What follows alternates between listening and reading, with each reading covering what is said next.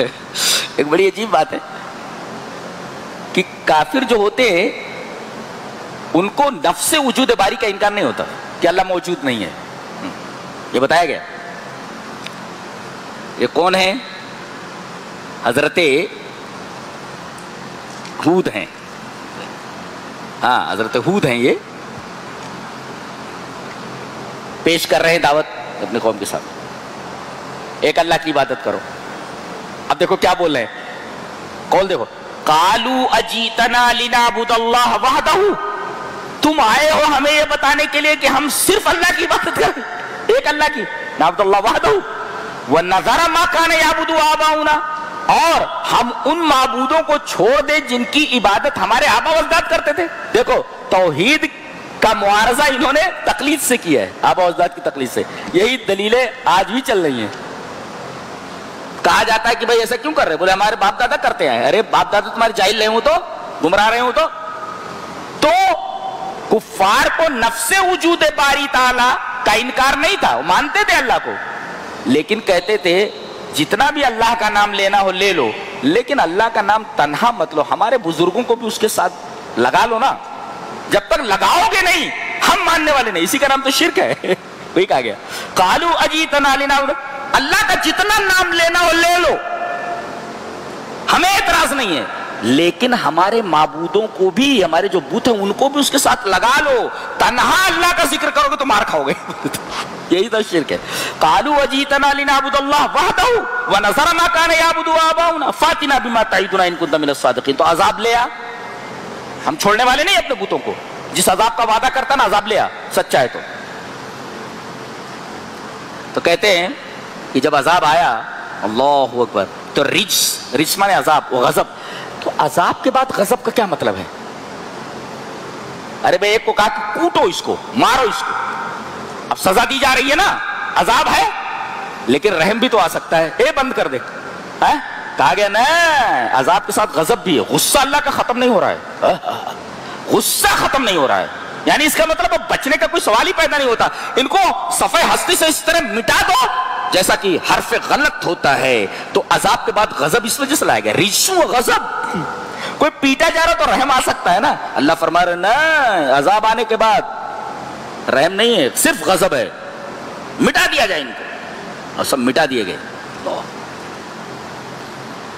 ان کی کوچیں کاٹ دی گئی ہیں. وَقَطَعْنَا دَابِرَ الَّذِينَ كَذَّبُوا بِآيَاتِنَا وَمَا كَانُوا مُؤْمِنِينَ. صفحہ ہستی سے حرف غلط کی طرح مٹا دیا گیا. آج وہ وادیاں دیکھو صرف ہوائیں چلتی رہتی ہیں, کوئی نہیں ہے وہاں پہ. ربول خالی ہے. جہاں شاندار سیویلائزیشن, شاندار کلچر اور شاندار تہذیبوں کا جنم ہوا, آج سہارا ہے, وہ کوئی بستا نہیں وہاں پہ. اللہ نے ایسا مٹا دیا ان کو, آج کوئی نام لیوا نہیں ہے ان کا. بڑے بڑے تمدن اور بڑی بڑی تہذیبوں کو سمی بوس کر دیا گیا, تباہ و برباد کر دیا گیا. لہذا اللہ کی نافرمانی سے بچتے رہو, ورنہ ایسی مصیبت میں مبتلا ہو جاؤ گے.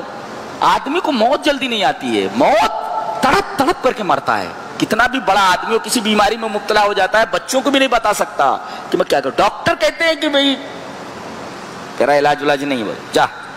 بچوں سے کہتے ہیں لے جاؤ خدمت کر لو, اس خدمت کر لو, جانے والا ہی ہے, بچتا نہیں ہے. اللہ, سدھر جاؤ بولتا ہوں میں, سدھر جاؤ. میں نہیں بول رہا, قرآن بول رہا ہے سدھر جاؤ, ورنہ بہت برا ہونے والا ہے تم لوگوں کے ساتھ. اس کے بعد قوم لوط کا, یہ عجیب و غریب قوم تھی. یہ عورتوں کو چھوڑ کر مردوں کے ساتھ جاتے تھے, عورتوں کے ساتھ. قوم لوط ہے یہ. اس کا بیان ہم 27ویں پارے میں کریں گے انشاءاللہ. تو ایک ہے عمل منکر, برا کام کرنا, اور ایک ہے ایجاد منکر, برائی ایجاد کرنا. اللہ فرما رہا اپنے نبی لوط کے ذریعے, ما سبقکم بہا من احد من العالمین, ارے تم ایسا گناہ کرتے ہو اس سے پہلے کسی نے کیا نہیں. اس کا مطلب تم گناہ تو کر رہے ہو, عمل منکر ہے اور ساتھ ساتھ ایجاد منکر بھی ہے. تم نے یہ گناہ خود ہی ایجاد کیا ہوا ہے, یعنی تو بدکاری کر رہے ہو اور دوسرا اس بدکاری کا موجد ہو. تو ایک ہے بدکاری کرنا, اس کا تو گناہ ہے ہی, اور ایک ہے اس بدکاری کا ایجاد کرنا, یہ کتنا بڑا گناہ ہے. تو ایک عمل منکر, ایک ایجاد منکر. اللہ فرما رہا ہے کہ تم دونوں میں مبتلا ہو, تم بدکاری کر رہے ہو اور دوسرے تم اس بدکاری کے موجد ہو. اس سے پہلے کسی نے یہ کام کیا نہیں, اور آج تو باقاعدہ لڑکے کی لڑکی سے شادی, لڑکے کی لڑکے سے شادی کی جا رہی ہے, اور اسے بہت مہذب اور تہذیب یافتہ مانا جا رہا ہے. یہ عجیب بات ہے, یہ کیسی سویلائزیشن ہے؟ انا للہ و انا الیہ راجعون. اور اس کے بعد عذاب جب آیا تو تلپٹ کر دیا گیا, یعنی نیچے والے حصے کو اوپر والا حصہ, اوپر والے حصے کو نچلا حصہ بنا دیا گیا, تباہ برباد کر دیا گیا. اسے الٹا کام کر رہے تھے, ان کو الٹا دیا گیا. اور ان کی بیوی زانیہ تو نہیں تھی, لیکن ان کی بیوی کافرہ تھی. یہ کافروں کے ساتھ رہ گئی, کہتے ہیں نمک کا ستون بن گئی ہے, ایسا بتایا جاتا ہے. بہرحال کچھ بھی ہو, اللہ کے عذاب کے تحت آ گئی, اور کہا گیا من الغابرین, قصے پاری نہ بن گئی. ایسے لوگوں کو ہسٹری بنا دیا جاتا ہے, ہسٹری بن گئے ہیں یہ لوگ. عورت ہے. اب یہاں دیکھو, حضرت لوط علیہ السلام مجبور نہیں کر سکے اپنی بیوی کو کہ تو ایمان والی ہو جا. نبی مجبور نہیں کر سکتا. ہم لوگ کیسے مجبور کر سکتے ہیں کسی کو کہ ایمان لے آئے تھے؟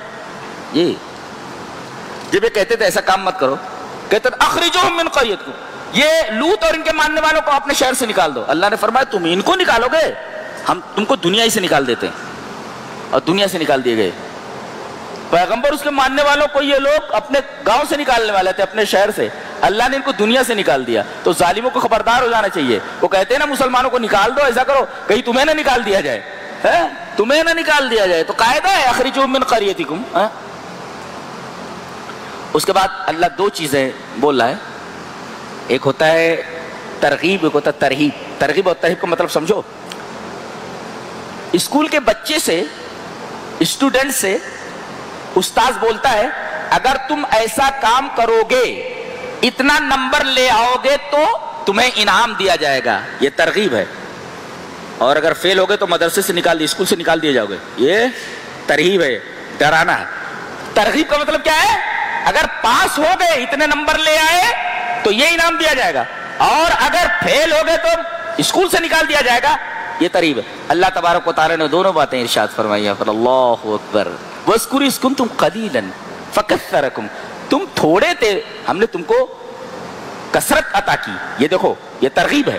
اور وَانظُرُوا كَيْفَ كَانَ عَاقِبَةُ الْمُفْسِدِينَ, دیکھو فسادیوں کا انجام کیا ہوا. یہ ترغیب ہے. تو گویا کہ قرآن حکیم میں یہ دونوں چیزیں چلتی رہتی ہیں, کہیں ترغیب ہے کہیں ترغیب. اللہ ہمیں نیک عمل اور اچھی سمجھ کی توفیق عطا فرمائے. وآخر دعوانا ان الحمد للہ رب العالمین.